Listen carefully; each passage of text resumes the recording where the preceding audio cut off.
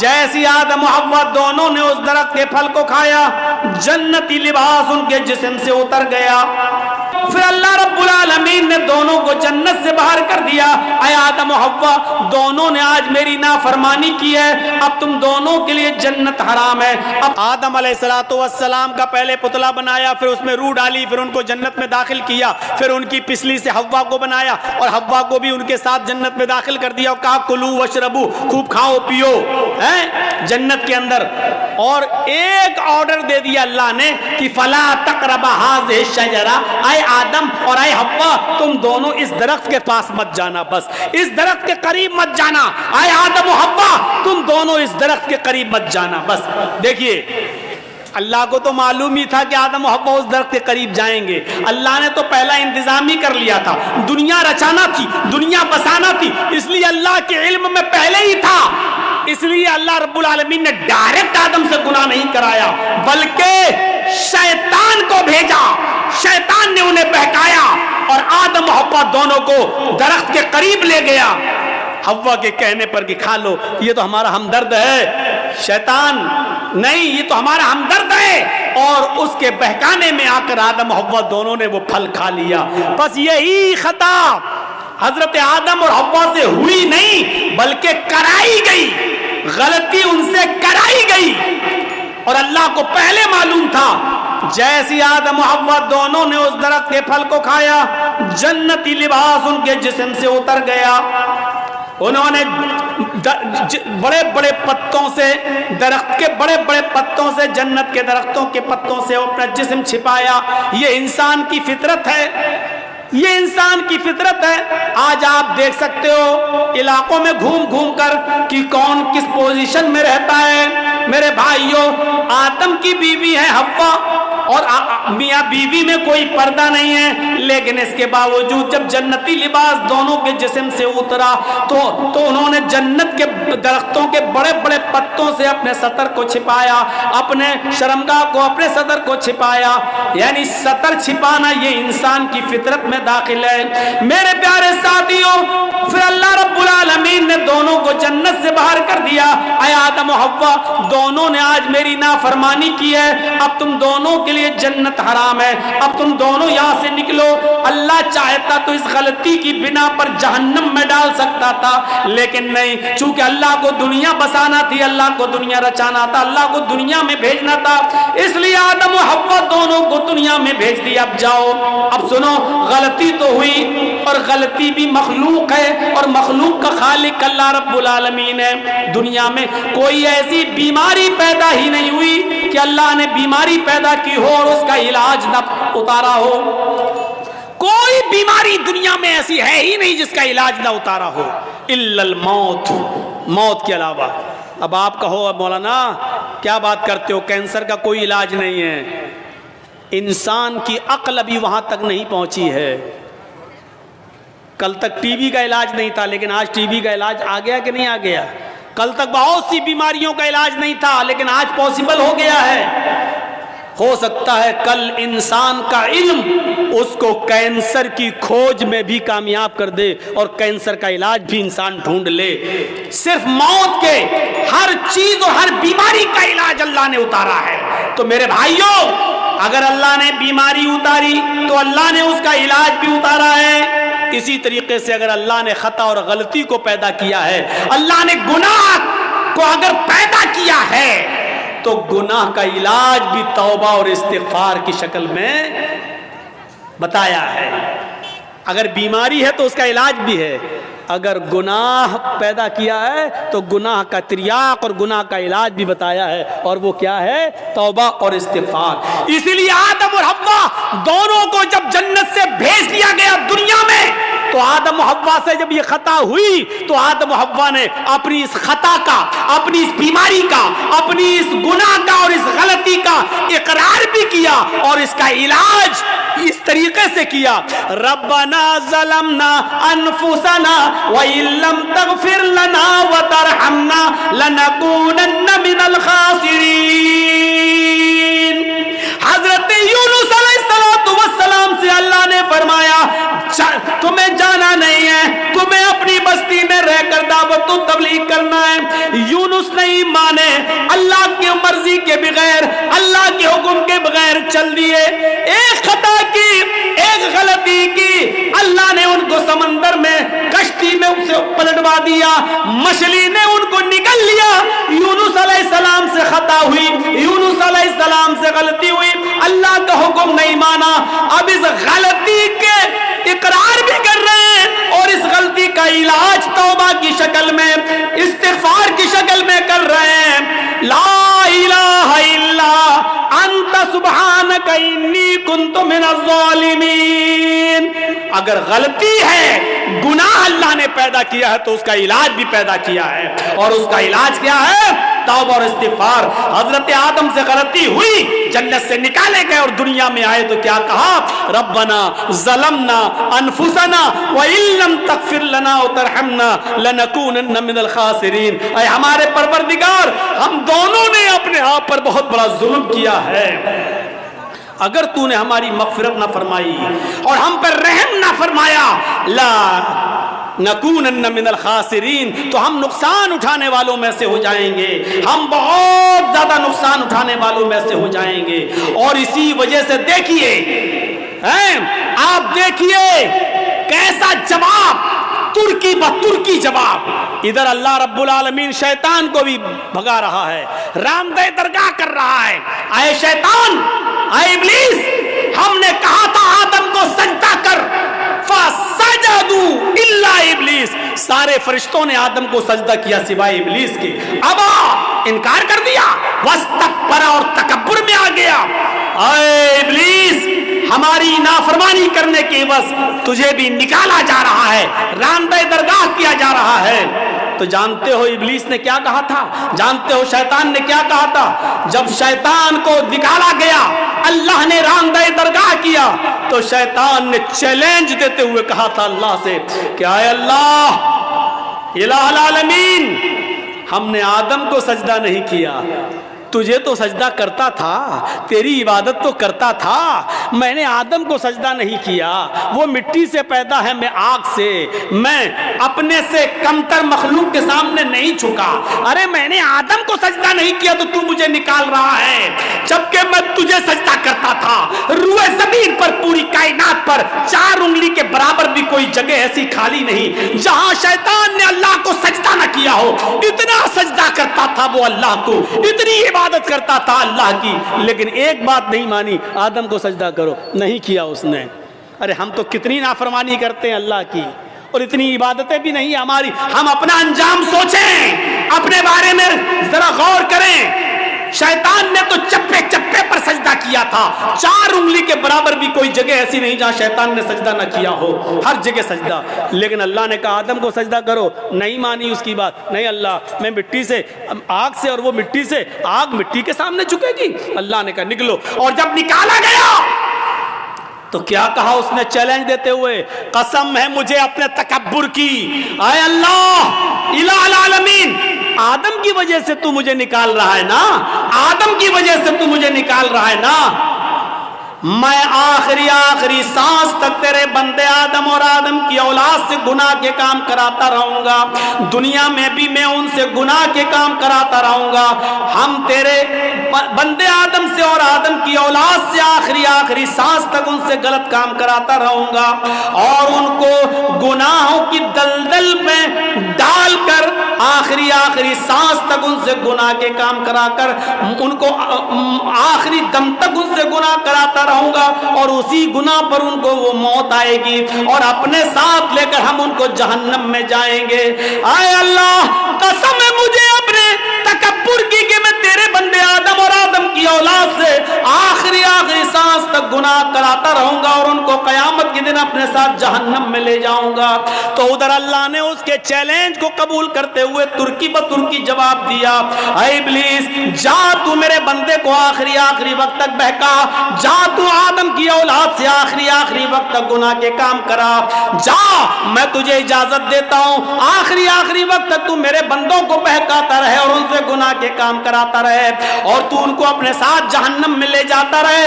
جا, مجھے تیرا یہ چیلنج قبول ہے, لیکن قسم ہے مجھے بھی اپنے عزت و جلال کی، میں بھی اپنے بندے کے آخری وقت تک کی توبہ کو قبول کرتا رہوں گا، میں اپنے بندے کے آخری وقت تک کے گناہ کو معاف کر دوں گا اگر اس نے سچی اور خالص توبہ کی، یعنی توبۃ نصوحا۔ اگر میرے بندے نے خالص اور سچی توبہ کی تو میں اپنے بندے کی اس توبہ کو قبول کر کے اور آخری وقت تک کے گناہ کو معاف کر کے اپنے بندوں کو جنت میں داخل کرتا رہوں گا۔ تو آخری سانس تک گناہ کراتا رہے گا، میں آخری سانس تک اپنے بندے کی توبہ کو قبول کرتا رہوں گا۔ تو آخری سانس تک جہنم میں لے جانے کی کوشش میں رہے گا، میں آخری سانس تک اپنے بندے کو بخش کر جنت میں داخل کرنے کی کرتا رہوں گا۔ میرے بھائیوں، ترکی بترکی جواب، اس لیے توبہ اور استغفار کرو۔ کیا لگتا ہے آپ کو اتنا سا جملہ کہنے میں؟ گناہ اللہ نے اتارا ہے تو اس کا علاج توبہ اور استغفار بھی اتارا ہے۔ کوئی گناہ ہو جائے فوراً کہو استغفر اللہ ربی من کل ذنب واتوب الیہ، اور اڑتے بیٹھتے چلتے پھرتے یہ جملہ پڑھتے رہو۔ کتنا سا جملہ ہے یار، استغفر اللہ ربی من کل ذنب واتوب الیہ، اڑتے پھرتے چلتے پھرتے کھاتے پیتے جملے پڑھتے رہو۔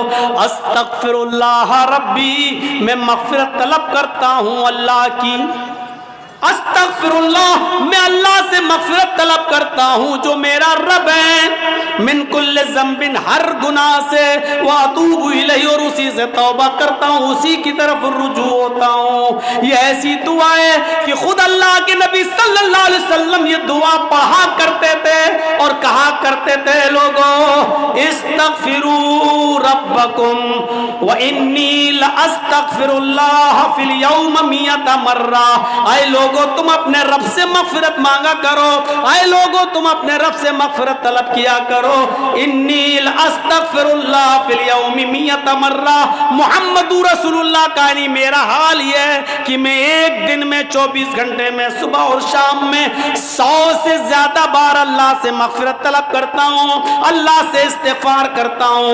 میرا حال یہ ہے کہ میں 100 سے زیادہ بار اللہ سے مغفرت طلب کرتا ہوں۔ اللہ تعالیٰ نے اپنے نبی محمد رسول اللہ کو حکم دیا، وَقُلْ رَبِّ اغْفِرْ وَارْحَمْ وَأَنْتَ خَيْرُ الرَّاحِمِينَ، وَقُلْ رَبِّ اغْفِرْ، اے محمد صلی اللہ علیہ وسلم کہہ دو، یہ کہتے رہو، رب اغفر، اے اللہ میری مغفرت فرما، وارحم، میرے اوپر رحم فرما، وَأَنْتَ خَيْرُ الرَّاحِمِينَ، اور تو بہت زیادہ رحم کرنے والا ہے۔ میرے بھائیوں، ان جملوں کو ادا کرتے رہیے۔ اللہ کے نبی بھی کہتے تھے وَإِنِّي لَأَسْتَغْفِرُ اللَّهَ فِي الْيَوْمِ 100 مرہ، اللہ کے نبی بھی کہا کرتے تھے استغفر اللہ ربی من کل ذنب واتوب الیہ۔ یہ مغفرت طلب کرنا بہت ضروری ہے۔ اور جانتے ہو مغفرت کے فائدے کیا ہیں؟ مغفرت کے فائدے کیا ہیں؟ حضرت نوح علیہ السلام نے اپنی قوم سے کہا تھا، جب قحط پڑ گیا، بہت زیادہ سوکھا پڑ گیا، تو اپنی قوم کے لوگوں سے کہا تھا، کیا کہا تھا؟ وَاسْتَغْفِرُوا رَبَّكُمْ إِنَّهُ كَانَ غَفَّارًا، اے میری قوم کے لوگوں اپنے رب سے مغفرت طلب کرو، اے میری قوم کے لوگوں اپنے رب سے مغفرت طلب کرو۔ يُرْسِلِ السَّمَاءَ عَلَيْكُمْ مِدْرَارًا، جب تم اپنے رب سے مغفرت طلب کرو گے تو اللہ رب العالمین آسمان سے بارشیں برسائے گا۔ یہ جو قحط پڑ گیا ہے، جو سوکھا پڑ گیا ہے، اللہ رب العالمین آسمان سے تمہارے اوپر بارشیں برسائے گا اگر تم مغفرت طلب کرو گے، استغفار کرو گے تو۔ یرسل السماء علیکم مدرارا، اللہ رب العالمین تمہاری اوپر آسمان سے بارش برسائے گا۔ وَيُمْدِدْكُمْ بِأَمْوَالٍ وَبَنِينَ، اور اللہ رب العالمین تمہیں اولادیں دے گا اور مال سے نوازے گا۔ وَيُمْدِدْكُمْ بِأَمْوَالٍ وَبَنِينَ، اللہ تمہیں مال بھی دے گا اور اولادیں بھی دے گا۔ یعنی اگر کسی کا مال، رزق میں کمی آ گئی ہے، مال و دولت میں کمی آ رہی ہے، برکتیں نہیں ہو رہی ہیں، تو غور کرو کہ اس کے گناہ بڑھ گئے ہیں، مغفرت طلب کرو، اللہ سے استغفار کرو گے تو اللہ تمہیں مال بھی دے گا، وہ بنین، اور تمہیں اولادیں بھی دے گا۔ وَيَجْعَلْ لَكُمْ جَنَّاتٍ وَيَجْعَلْ لَكُمْ أَنْهَارًا، اور تمہیں باغات عطا فرمائے گا اور چشمے جاری کرے گا، تمہیں نہریں عطا فرمائے گا، یعنی مغفرت طلب کرو گے تو یہ نعمتیں اللہ رب العالمین تمہیں دے گا۔ حضرت عمر فاروق کے زمانے میں قحط پڑ گیا، حضرت عمر فاروق کے زمانے میں قحط پڑ گیا، لوگوں نے کہا امیر المومنین چلیے نماز استسقاء پڑھیے، اللہ سے ہمارے لیے دعا کیجئے کہ اللہ رحمت کی بارش فرمائے، سوکھا پڑا ہوا ہے، بچے بھوکے مرنے لگے، حالات بہت خراب ہیں، اے امیر المومنین جنگل کی طرف نکلیے اور اللہ سے بارش طلب کیجئے، نماز استسقاء پڑھیے۔ اللہ حضرت عمر فاروق رضی اللہ تعالیٰ عنہ تمام لوگوں کو لے کر نکلے، تمام لوگوں کو لے کر جنگل میں نکلے، نماز استسقاء پڑھی اور صرف آسمان پر ہاتھ بلند کر کے اتنا فرمایا، اے اللہ نستغفر اللہ نستغفر اللہ، اللہ ہم سب استغفار کرنے آئے ہیں، ہم سب مغفرت طلب کرنے آئے ہیں۔ حضرت عمر نے یہ نہیں کہا اللہ تو میرے اوپر رحمت کی بارش فرما، یہ نہیں کہا کہ اللہ تو ہمارے اوپر رحمت کی برکھا فرما، ایک قطرہ پانی کا نہیں مانگا۔ حضرت عمر نے صرف یہ کہا اللہ میری مغفرت فرما، ہمارے ساتھ جتنے لوگ آئے ہیں اللہ ان سب کی مغفرت فرما دے، اے اللہ ہمارے گناہوں کو بخش دے، اے اللہ ہماری مغفرت فرما دے۔ اتنی دعا مانگی اور لوٹ کے واپس چلے آئے۔ جب اپنے گھر پہ آئے تو تمام لوگوں نے گھر گھیر لیا، حضرت عمر باہر نکلے، لوگوں نے کہا امیر المومنین یہ کیا ہو گیا آپ کو، آپ جنگل میں ہم سب کو لے کر نکلے، ہم نے سوچا نماز استسقاء کے بعد آپ اللہ سے دعا کریں گے کہ اللہ ہمارے اوپر رحمت کی بارش فرمائے، آپ نے بارش کے لیے ایک لفظ بھی اللہ سے نہیں مانگا، آپ نے ایک قطرہ پانی بھی اللہ سے دعا نہیں کی اور آپ مغفرت کی دعا کر کے چلے آئے۔ فرمایا اے لوگوں کیا تم نے یہ نہیں پڑھا وَاسْتَغْفِرُوا رَبَّكُمْ إِنَّهُ كَانَ غَفَّارًا، اپنے رب سے مغفرت طلب کرو وہ بہت ہی زیادہ بخشنے والا ہے۔ يُرْسِلِ السَّمَاءَ عَلَيْكُمْ مِدْرَارًا، جب مغفرت طلب کرو گے تو اللہ آسمانوں سے موسلا دھار بارش برسائے گا۔ لوگوں میں نے بارش نہیں مانگی ہے، لیکن بارش جن گناہوں کی وجہ سے رکتی ہے میں نے مغفرت کی دعا کر کے مغفرت طلب کر کے آسمان کے ان دروازوں کو جھنجھوڑ دیا ہے، آسمان کے ان دروازوں میں سوراخ کر دیا ہے، آسمان کے ان دروازوں میں چھید کر دیے ہیں جہاں سے بارش آتی ہے۔ ہم نے مغفرت طلب کر کے آسمان کے دروازوں کو ہلا دیا ہے، انتظار کرو انشاءاللہ بارش کے قطرے آنے والے ہیں۔ ایک دن گزرا تھا کہ پھر موسلا دھار بارش ہوتی ہے۔ میرے بھائیوں جن گناہوں کی وجہ سے بارش رکتی ہے اور بارش جب نہ ہوا کرے تو سمجھ جاؤ کہ ہمارے گناہوں کی وجہ سے بارش رکی ہوئی ہے۔ جن کو اللہ نے اولاد نہیں دی سمجھ لو کہ ہمارے گناہوں کی وجہ سے اللہ نے ہمیں اولاد نہیں دی ہے۔ جن کے مال و دولت میں کمی واقع ہو رہی ہے وہ سمجھ لے کہ ہمارے گناہوں کی وجہ سے ایسا ہو رہا ہے۔ فرمایا وَيُمْدِدْكُمْ بِأَمْوَالٍ وَبَنِينَ، اگر تم اللہ سے مغفرت طلب کرو گے تو اللہ مال بھی تمہیں دے گا اور اولادیں بھی دے گا، آسمان سے موسلا دھار بارش بھی برسائے گا اور تمہیں باغات بھی دے گا اور نہریں بھی دے گا، یعنی کنویں، پانی، چشمہ اور کھیتی باڑی، اناج، غلہ، پھل فروٹ، یہ ساری چیزیں تمہیں کب دے گا؟ جب تم مغفرت کی دعا کرو گے۔ کان یہ ہے کہ اس کے سامنے ایک راستہ مصیبت کا ہو اور دوسرا راستہ معصیت، گناہ اور نافرمانی کا ہو۔ ایک راستہ تو ہو مصیبت کا، پریشانی کا، اور دوسرا راستہ ہو گناہ کا۔ تو مسلمان وہ ہوتا ہے جو مصیبت کے راستے کو اختیار کر لیتا ہے لیکن گناہ کے راستے کو اختیار نہیں کرتا۔ اب میں مثال دوں گا، ذرا سنیے گا میرے پیارے ساتھیوں۔ مسلمان وہ ہوتا ہے جس کے سامنے اگر دو راستے آ جائیں، ایک طرف پریشانی کا راستہ، مصیبت کا راستہ، اور دوسری طرف گناہ کا راستہ۔ کوئی کام کرنے میں پریشانی ہے اور اس کام کو نہ کرنے میں عیش و آرام ہے لیکن گناہ ہے، تو مسلمان وہ ہوتا ہے جو پریشانی اور مصیبت کا راستہ اختیار کرتا ہے۔ حضرت یوسف علیہ السلام کو دیکھیے، چھوٹے ہیں، بچے ہیں، اور ان کے بھائیوں نے برگلا لیا اپنے ماں باپ کو، اپنے باپ یعقوب علیہ السلام کو بہکا لیا، اے ہمارے ابو، ہم یوسف کو اپنے ساتھ لے جاتے ہیں جنگل میں، ہمارے ساتھ کھائے گا، پیے گا، کھیلے گا، دوڑے گا، آپ یوسف کو اپنے پاس رکھتے ہیں ہر وقت، ہمارے ساتھ بھی تو اس کو مار بھیجیے، ذرا سیر و تفریح کرے، چلے پھرے، گھومے، ٹہل کر دیکھے۔ اور باپ نے بہت منع کیا لیکن بیٹوں نے منا لیا، اور باپ نے حضرت یوسف علیہ السلام کو بھائیوں کے ساتھ، بیٹوں کے دوسرے بیٹوں کے ساتھ بھیج دیا کہ جاؤ لے جاؤ، لیکن یاد رکھنا، خیال رکھنا یوسف کا، چھوٹا بچہ ہے دیکھو۔ اور جب یہ لوگ جنگل کے اندر پہنچ جاتے ہیں تو اب صلاح و مشورہ کرتے ہیں کہ یوسف کو کیا کریں۔ پھر ایک حتمی فیصلہ کرتے ہیں کہ مارنا ٹھیک نہیں ہے، قتل کرنا ٹھیک نہیں ہے، یوسف کو ہم ایک ویران کنویں میں ڈال دیتے ہیں، یوسف کو ہم ایک اندھے کنویں میں پھینک دیتے ہیں، کوئی آئے گا اور اٹھا کر یوسف علیہ السلام یوسف کو لے جائے گا، پھر وہ اپنے یہاں پالے گا، پوسے گا، بڑا کرے گا، ہمیں کیا مطلب، ہم سے تو ایک مصیبت ٹل جائے گی، ہمارے والدین، ہمارے ماں باپ، ہمارے باپ یعقوب یوسف سے محبت کرتے ہیں اور وہ جگہ ہمیں اپنے دل میں نہیں دیتے جو یوسف کا مقام ہے۔ پھر ان لوگوں نے عزم مصمم کر لیا اور یوسف علیہ السلام کو ایک کنویں کے اندر پھینک دیا، کنویں میں ڈال دیا، اور روتے ہوئے اپنے گھر آتے ہیں۔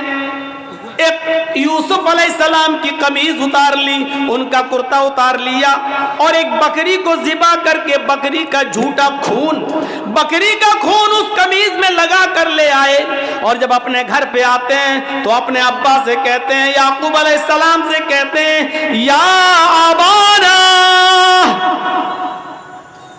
اے ہمارے ابو جان، اِنَّا ذَهَبْنَا نَسْتَبِقُ وَتَرَكْنَا يُوسُفَ عِنْدَ مَتَاعِنَا فَأَكَلَهُ الذِّئْبُ۔ اے ابو جان، ہم یوسف علیہ السلام کو لے گئے اور ہم کھیل کود میں لگ گئے، نستبقو، ہم کھیل کود میں لگ گئے، ہم دوڑ بھاگ میں لگ گئے، وَتَرَكْنَا يُوسُفَ عِنْدَ مَتَاعِنَا، اور یوسف کو اپنے سامان کے پاس چھوڑ دیا کہ تم اس کی دیکھ ریکھ کرنا، ہم لوگ ادھر ادھر کھیل کود میں لگ گئے، فَأَكَلَهُ الذِّئْبُ، بھیڑیا آیا اور بھیڑیا یوسف علیہ السلام کو کھا گیا، بھیڑیا آیا اور بھیڑیے نے یوسف کو پھاڑ دیا۔ اے ہمارے ابو، آپ ہماری بات پر ایمان کیوں لائیں گے، آپ ہماری بات کیوں مانیں گے، وَمَا أَنْتَ بِمُؤْمِنٍ لَنَا، آپ ہماری بات کیوں مانیں گے، وَلَوْ كُنَّا صَادِقِينَ، اگرچہ ہم سچے ہی کیوں نہ ہوں، ہم سچ بول رہے ہیں پھر بھی آپ کو ہماری بات کا یقین نہیں ہوگا۔ اپنے ماں باپ سے یہ بات کہہ دی یعقوب علیہ السلام سے۔ ادھر ایک قافلہ آیا، سنیے، ادھر ایک قافلہ آیا، اس کو پیاس لگی تو کنویں کے پاس چلا گیا، اس نے ڈول ڈالا، ڈول، اور اس یوسف علیہ السلام اس ڈول میں بیٹھ گئے، اس نے جب کھینچا تو ڈول بھاری لگا، اس نے جھانک کر دیکھا تو ایک چھوٹا بچہ پڑا ہوا ہے یوسف، اس نے قافلے والوں کو خوشخبری سنائی، یا بشرا ھذا غلام، اے قافلے والوں خوشخبری سنو، یہ تو ایک بچہ پڑا ہے، یہاں تو ایک لڑکا پڑا ہوا ہے، بچہ، بڑا خوبصورت بچہ یہاں کنویں میں پڑا ہوا ہے۔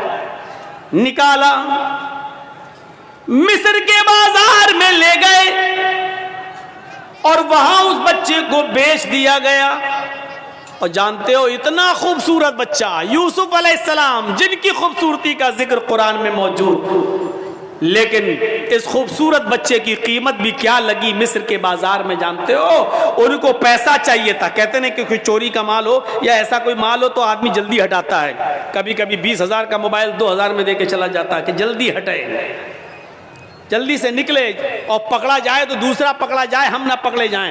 ایسی انہوں نے دیکھا کہ یہ یوسف ہمیں ملے تو جلدی سے ان کو ہٹا دیا جائے، اور مصر کے بازار میں جب بولی لگی تو جانتے ہو بہت کم قیمت میں ان کو بیچ دیا گیا. وَشَرَوْهُ بِثَمَنٍ بَخْسٍ دَرَاهِمَ مَعْدُودَةٍ. قرآن کے الفاظ دیکھو میرے بھائیوں، ان لوگوں نے چند سکوں میں یوسف کو بیچ دیا، چند ٹکوں میں، چند کھوٹے سکوں میں یوسف کو بیچ دیا. لو، یوسف علیہ السلام بادشاہ مصر کے مہمان بنے. دھیرے دھیرے بادشاہ مصر کے پاس پہنچے. بادشاہ مصر نے اپنی بیوی سے کہا یہ بچہ ہے، اس کی دیکھ ریکھ کرو، آگے چل کر ہو سکتا ہے کہ ہم اس کو بیٹا بنا لیں. دیکھو اس کی خدمت کرو، دیکھ بھال کرو. اور بادشاہ مصر کے گھر میں یوسف کی پرورش ہونے لگی. دھیرے دھیرے بڑے ہوتے گئے اور ایک دن آیا کہ یوسف علیہ السلام اپنی جوانی کو پہنچ گئے. یہاں خوبصورتی اپنی قیامت برپا کر رہی تھی اور یہاں یوسف علیہ السلام جوان ہو گئے. اور ادھر بادشاہ مصر کی بیوی کا دل ہچکولے لینے لگا. وہ اس غلام پر، یوسف علیہ السلام پر اندر ہی اندر دل و جان سے فریفتہ تھی، دل و جان سے قربان تھی. دھیرے دھیرے یہ چرچا مصر کی عورتوں میں ہونے لگا. اور مصر کی عورتیں اور عورتوں میں کسی بات کا چرچا بہت جلدی ہوتا ہے. کوئی بھی بات ہو اگر آپ کو بہت جلدی پھیلانا ہو تو بس 2-4 عورتوں میں پھیلا دو، شام تک ہوتے ہوتے پورے گاؤں میں آٹومیٹک پھیل جائے گی. یہ بات مصر کی عورتوں میں پھیل گئی. او بادشاہ کی بیوی، او ہو، اپنے غلام پہ مرتی ہے، اپنے غلام کو دل دے بیٹھی ہے، اپنے غلام کے ساتھ منہ کالا کرنا چاہ رہی ہے، اپنے غلام کے ساتھ یہ حرکت کرتی ہے. بادشاہ مصر کی بیوی کے چرچے جب مصر کی عورتوں میں ہونے لگے تو اس عورت نے، یعنی بادشاہ کی بیوی نے ساری عورتوں کو دعوت دے دی. غور کیجئے، ساری عورتوں کو دعوت دے دی، سب کے سامنے پھل رکھ دیے، سب کو چھریاں دے دی. اور جب وہ پھلوں کو کاٹنے لگی تو اس عورت نے، بادشاہ مصر کی بیوی نے یوسف علیہ السلام سے کہا اے یوسف، ان عورتوں کے سامنے سے گزر جاؤ. یوسف علیہ السلام ان عورتوں کے سامنے سے گزر رہے ہیں. اپنی مالکن کی بات ماننا پڑے گی. یوسف علیہ السلام اپنے مالک کی بیوی کی بات مانتے ہوئے ان عورتوں کے سامنے سے گزر رہے ہیں. جب ان عورتوں کے سامنے سے گزرے تو ان عورتوں نے جب یوسف علیہ السلام کو دیکھا، یوسف علیہ السلام کو دیکھا، قرآن کہتا ہے وہ پھل کاٹ رہی تھی، بجائے پھل کاٹنے کی وَقَطَّعْنَ أَيْدِيَهُنَّ، انہوں نے اپنی انگلیاں کاٹ ڈالی. انہوں نے اپنے انگلیوں پر چھریاں چلا لی، اپنی انگلیوں کو کاٹ ڈالا. اور جب یوسف پر نظر پڑی تو چیخ پڑی مَا هَذَا بَشَرٌ إِنْ هَذَا إِلَّا مَلَكٌ كَرِيمٌ. یہ کوئی انسان نہیں ہے، ما ھذا بشر، یہ کوئی انسان نہیں ہے، ان ھذا الا ملک کریم، نہیں یہ تو ایک معزز اور مکرم فرشتہ نظر آتا ہے، یہ کوئی انسان لگتا ہی نہیں ہے. دیکھو کتنا خوبصورت ہے، کتنا حسین و جمیل ہے، یہ کوئی انسان نہیں، یہ تو کوئی بزرگ فرشتہ نظر آ رہا ہے. مطلب سمجھ رہے ہیں؟ ابھی صرف بادشاہ کی بیوی فریفتہ تھی یوسف پر، اب مصر کی ساری عورتوں نے دل دے بیٹھا یوسف. ہر عورت چاہنے لگی کہ یوسف ہمارے ہو جائیں، یوسف ہمارے ہو جائیں. ایک فتنہ کھڑا ہو گیا. اب بادشاہ کی بیوی نے کہا دیکھا، دیکھ لیا تم نے، اب بتاؤ اس میں میری کیا غلطی ہے؟ اس کو میں نے بہت بہکایا، اپنی طرف مائل کیا، لیکن یہ بچا رہا. اور پھر یوسف کے سامنے دھمکی دیتی ہے بادشاہ کی بیوی، اے عورتوں، اے مصر والیوں سنو، اگر یوسف نے میری بات نہیں مانی، میری خواہش پوری نہیں کی، میں اس سے جو چیز چاہتی ہوں، اگر میرا مطالبہ اس بچے نے، اس لڑکے نے، اس غلام نے اگر پورا نہیں کیا تو یہ جیل میں سڑے گا یا سخت سے سخت سزا میں اس کو دلاؤں گی، سخت سے سخت سزا دلواؤں گی یا جیل میں سڑے گا۔ اب یوسف علیہ السلام کو جب دھمکی ملتی ہے تو یوسف علیہ السلام کے پاس دو ہی راستے تھے۔ ایک راستہ تو یہ تھا مصیبت کا، اس عورت کی بات نہ مانیں اور جیل میں چلے جائیں، یہ مصیبت کا راستہ تھا۔ میں نے کہا نا، مومن کے لیے اگر ایک طرف مصیبت کا راستہ ہو اور ایک طرف گناہ کا راستہ ہو، معصیت کا، تو مومن مصیبت کا راستہ اختیار کر لیتا ہے لیکن گناہ کا راستہ اختیار نہیں کرتا۔ یوسف علیہ السلام کے سامنے دو راستے تھے۔ یا بادشاہ مصر کی بیوی نے کہا کہ اگر اس نے میری بات نہیں مانی تو اس کو سخت سے سخت سزا دلواؤں گی یا جیل کے اندر سڑے گا۔ یوسف علیہ السلام کے پاس دو ہی راستے تھے۔ ایک راستہ یہ تھا کہ بادشاہ کی بیوی کی بات مان لیں اور جو وہ کہہ رہی ہے اس کی مرضی کو پورا کر دیں۔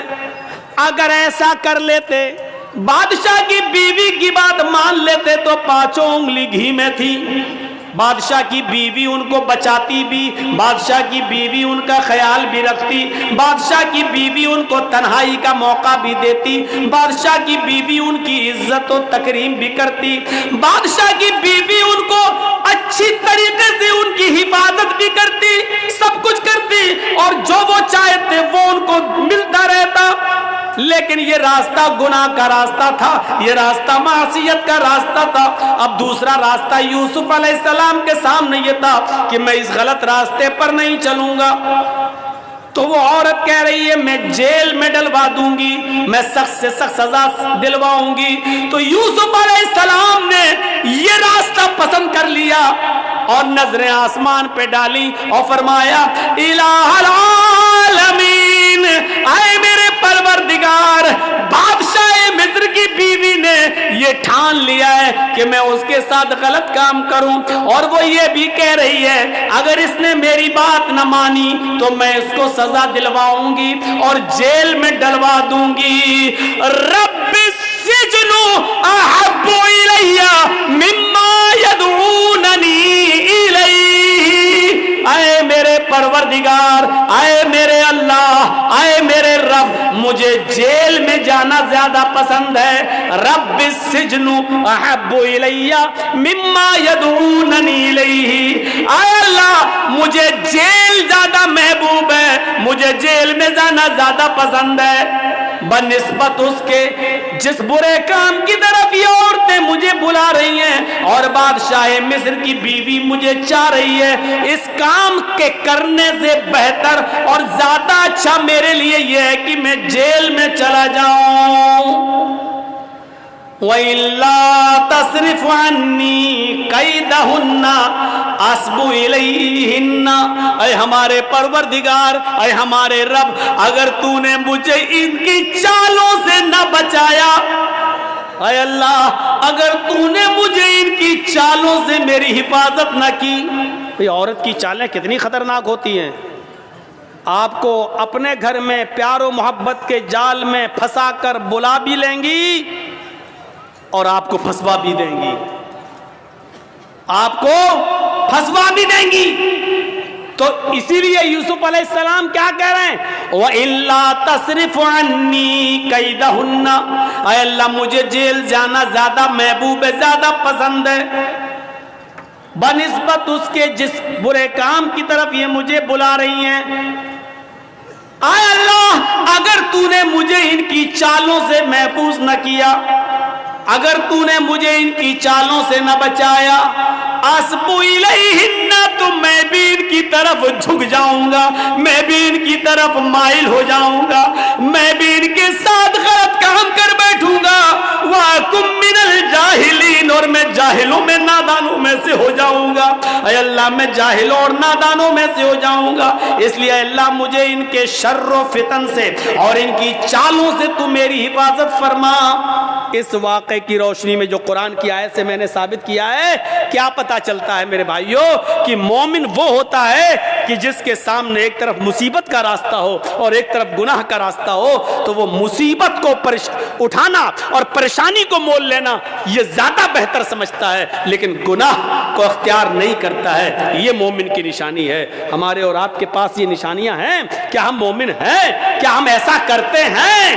اس لیے یاد رکھیے میرے ساتھیوں، گناہوں کی دلدل سے بچیے، گناہوں کی دلدل سے بچیے اور اللہ رب العالمین کو پکارتے رہیے، اپنے گناہوں کی توبہ اور معافی مانگتے رہیے کہ اللہ رب العالمین فرماتا ہے قُلْ يَا عِبَادِيَ الَّذِينَ اسْرَفُوا عَلَىٰ أَنفُسِهِمْ لَا تَقْنَطُوا مِن رَحْمَتِ اللَّهِ۔ اے محمد صلی اللہ علیہ وسلم میرے بندوں سے کہہ دو، یا عبادی الذین اسرفوا علی انفسہم، اے اللہ کے بندو، اگر تم نے گناہ کر کے، اگر تم نے ظلم کر کے، اگر تم نے عیاریوں مکاریاں کر کے گناہ کر ڈالے اور زمین و آسمان بھی بھر لیے، اپنی جانوں پر تم نے ظلم کیا، اپنی جانوں پر تم نے ظلم کیا ہے اور تم حد سے آگے بڑھ چکے ہو،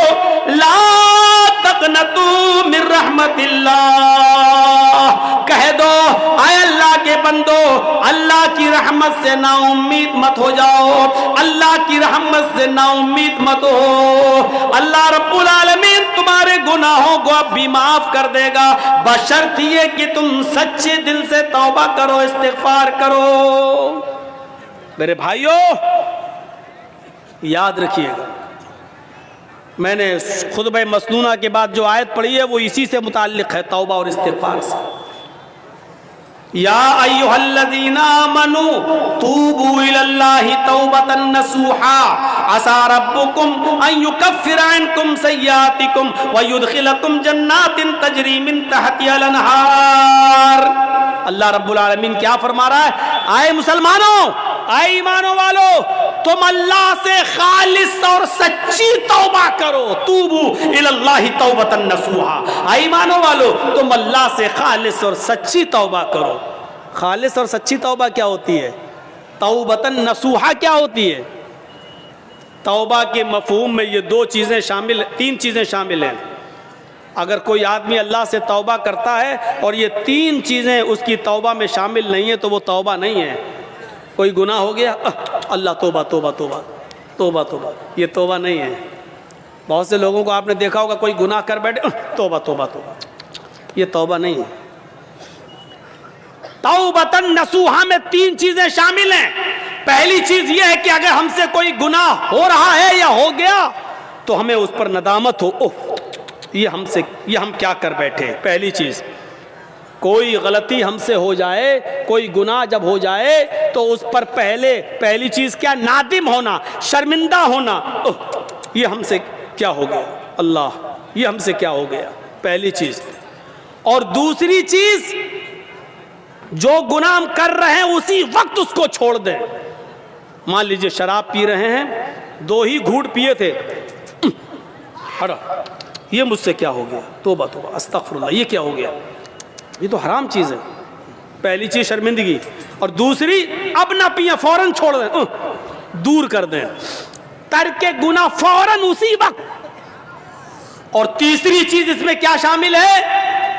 اے اللہ بہت بڑا جرم ہو گیا، اے اللہ میں وعدہ کرتا ہوں کہ آئندہ کبھی شراب کو ہاتھ نہیں لگاؤں گا، آئندہ کبھی میں اس گناہ کو نہیں کروں گا۔ یہ تین چیزیں سمجھ لیا نا؟ پہلی چیز شرمندگی ہو، اللہ یہ مجھ سے کیا ہو گیا۔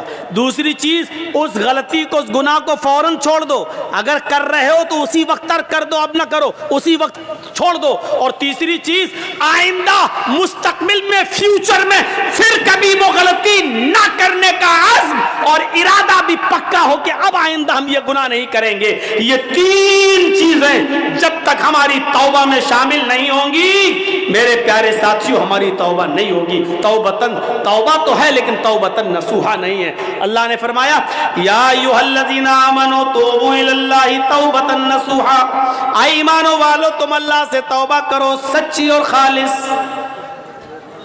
جب تم سچی اور خالص توبہ کرو گے تو عسیٰ ربکم ان یکفر عنکم سیئاتکم، تو اللہ تمہارے گناہوں کو مٹا دے گا۔ عسیٰ ربکم ان یکفر عنکم سیئاتکم، تو اللہ تمہارے گناہوں کو مٹا دے گا۔ ویدخلکم جنات تجری من تحتہا الانہار، جب تم خالص اللہ سے سچی توبہ کرو گے تو اللہ تمہیں ایسی جنتوں میں داخل کر دے گا جس کے نیچے نہریں بہ رہی ہوں گی، جس کے نیچے نہریں جاری ہوں گی۔ توبہ کون کرتا ہے؟ مسلمان۔ توبہ کون کرتا ہے؟ مومن۔ کیونکہ اللہ تبارک و تعالی نے انسان کو دونوں صلاحیتیں دے کر بھیجا ہے۔ آج میں تمہیں ایک ایسی چیز بتلا رہا ہوں، اس کو اگر سمجھ لیا تو بہت کچھ سمجھ لو گے۔ اللہ نے انسان کو دونوں صلاحیتیں دے کر بھیجا ہے۔ اللہ نے انسان کو اچھے کام کرنے کی صلاحیت بھی دی ہے اور اللہ نے انسان کو برے کام کرنے کی صلاحیت بھی دی ہے۔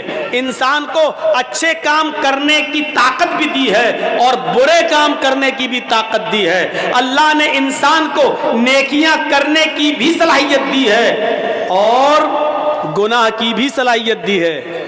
ہاں، اور گناہ کرنے کی صلاحیت دی ہے تو گناہوں سے بچنے کی بھی صلاحیت دی ہے۔ انسان نیکیاں کر سکتا ہے تو برائی بھی کر سکتا ہے، دونوں صلاحیتیں ہیں۔ انسان برائیاں کر سکتا ہے تو برائیوں سے بچا بھی سکتا ہے اپنے آپ کو۔ یہ دونوں صلاحیتیں دے کر اللہ تعالیٰ نے انسان کو بھیجا ہے۔ یہ صلاحیت اللہ نے فرشتوں کے اندر نہیں رکھی ہے۔ اللہ نے فرشتوں کو صرف نیکیاں کرنے کی صلاحیت دی ہے، گناہ کرنے کی صلاحیت فرشتوں کے پاس نہیں ہے۔ کسی فرشتے سے کہو جوا کھیل کے دکھاؤ تو کوئی فرشتہ جوا نہیں کھیل سکتا۔ کسی فرشتے کو کبھی آپ نے سنا ہے کہ اس نے شراب پی؟ نہیں پی سکتا۔ کیوں؟ کیونکہ اللہ تعالیٰ نے فرشتوں کو گناہ کرنے کی صلاحیت دی ہی نہیں ہے۔ اللہ نے انسان کو گناہ کرنے کی بھی صلاحیت دی اور نیکی کرنے کی بھی صلاحیت دی، اور یہی انسان کا کمال ہے۔ کمال جانتے ہو؟ انسان کے مکمل ہونے کی دلیل یہی ہے۔ فرشتے مکمل نہیں ہیں، انسان مکمل ہے۔ اسی لیے اللہ تعالیٰ نے انسان کا درجہ فرشتوں سے بھی بلند رکھا ہے، بلند، فرشتوں سے بھی بلند رکھا ہے۔ کیوں؟ کیونکہ فرشتوں نے اللہ کو دیکھا، فرشتوں نے جنت دیکھی، فرشتوں نے جہنم دیکھی۔ فرشتوں نے تو جنت جہنم دیکھی ہے، اگر وہ اللہ کی ہر وقت عبادت کرتے ہیں تو یہ کوئی کمال نہیں ہے۔ کمال تو یہ ہے کہ ہم نے اور آپ نے اور مسلمانوں نے جنت نہیں دیکھی پھر بھی جنت میں جانے کی خواہش، جہنم نہیں دیکھی پھر بھی جہنم سے بچنے کی خواہش، جہنم نہیں دیکھی پھر بھی دعا کرتے ہیں ربنا آتنا فی الدنیا حسنۃ وفی الآخرۃ حسنۃ وقنا عذاب النار، اے اللہ ہم کو دوزخ کے عذاب سے بچا لے۔ ہم نے اور آپ نے دوزخ جہنم نہیں دیکھی پھر بھی یہ دعا کرتے ہیں ربنا اصرف عنا عذاب جہنم ان عذابها کان غراما، اے اللہ جہنم کا عذاب ہم سے پھیر دے، جہنم کا عذاب ہم سے ہٹا لے۔ ان عذاب کانا غراما، تیرا عذاب بہت ہی زیادہ سخت اور چمٹنے والا ہے۔ یہ ہمیں اور آپ کو یہ دعا کرنا پڑتی ہے۔ کیوں؟ حالانکہ جہنم دیکھی نہیں ہے۔ ایک بوڑھا آدمی ہے اور وہ اندھا ہے۔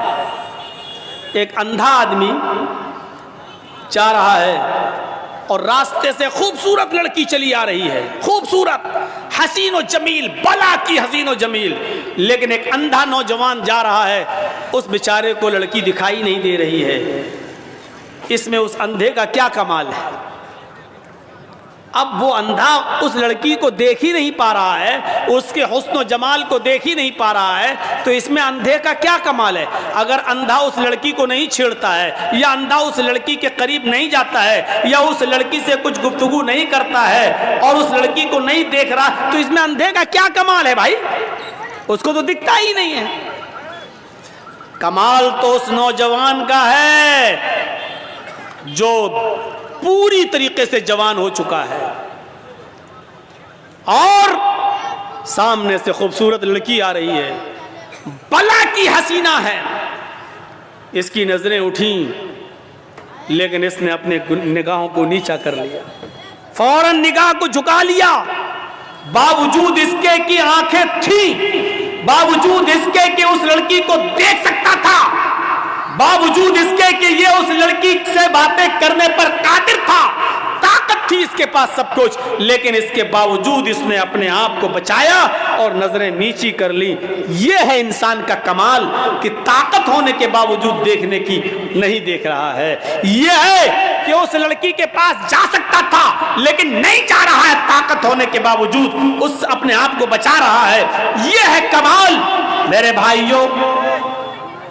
इसीलिए मैदान महशर में कयामत के दिन जो लोग अर्श इलाही के साए में होंगे, जो लोग कयामत के दिन जिनको अर्श इलाही का साया नसीब होगा, उन लोगों में एक शख्स वो भी होगा, इन लोगों में एक शख्स वो भी होगा मेरे भाइयों, जिसको दुनिया में किसी खूबसूरत लड़की ने बुलाया, रजुलुन तलबत हुमरातु ज़ात मनसबि व जमाल फ़क़ाल इन्नी अख़ाफ़ुल्लाह।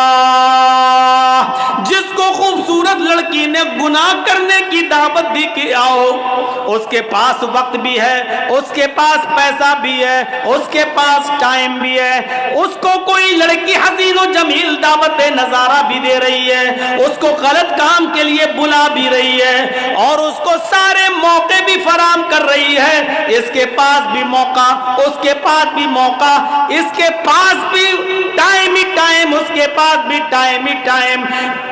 जिना की ताकत होने के बावजूद और सारे असबाब होने के बावजूद, सारे रास्ते खुले हुए होने के बावजूद भी मेरे भाइयों, इस आदमी ने उस लड़की से कह दिया इन्नी अखाफुल्लाह, तुम अपना घर जाओ, तुम अपना रास्ता देखो, मैं अपना रास्ता देखता हूं, मुझे अल्लाह सा खौफ है, मैं अल्लाह से डरता हूं, मैं तुम्हारे करीब नहीं आ सकता, मैं तुम्हारी बहकी बहकी बातों का शिकार नहीं हो सकता।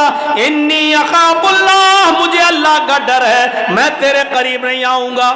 जिसने अल्लाह का खौफ दिखाया और उस लड़की को धक्का दे दिया, नहीं मुझे तुमसे दूरी अख्तियार करना, मौका होने के बावजूद, लड़की की परमिशन होने के बावजूद, लड़की की इजाजत होने के बावजूद इसने उसको हटाया और अल्लाह से डरते हुए अपने आप को बचा लिया। यह है कमाल। ऐसा इंसान कयामत के दिन अर्श इलाही के साए में होगा, जब कयामत के दिन और कोई दूसरा साया नहीं होगा। मेरे भाइयों, फ़अल्हमहा फ़ुजूरहा व तक़वाहा, हमने इंसान को दोनों सलाहियतें देकर भेजा है। इंसान को गुनाह की ताकत भी दी है और नेकियों की ताकत भी दी है। इंसान नेकी का काम भी कर सकता है और गुनाह का काम भी कर सकता है, लेकिन कमाल तो यह है कि गुनाह करने पर ताकत होने के बावजूद गुनाह न करे।